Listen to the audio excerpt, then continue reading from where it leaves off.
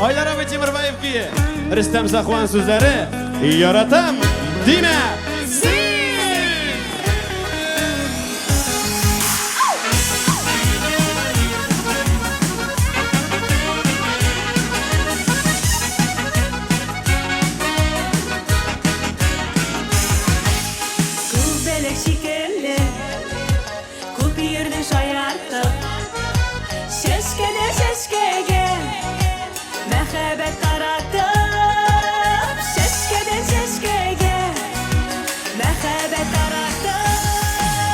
Yaradan bilmesin, canıma girmesin. Vakitlığına yar bulsan, yanıma girmesin.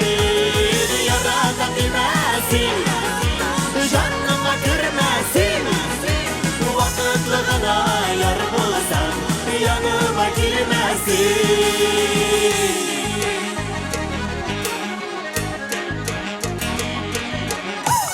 Şanssızlanma minutluk hislerden başı yaşlar tamam kayıpsız gözlerden başı yaşlar tamam kayıpsız gözlerden yaratan bilmesin canıma girmesin vakitlığına yar bulsan yanıma girmesin yaratan bilmesin canıma girmesin vakitlığına yar bulsan yanıma girmesin.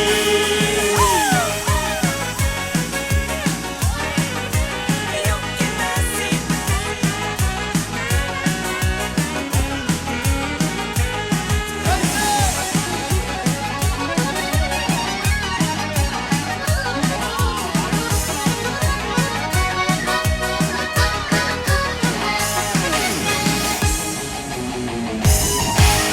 Mini de bexitsiz itirge oylama Yürek hisim bilen sen benim oynama Yürek hisim bilen sen benim oynama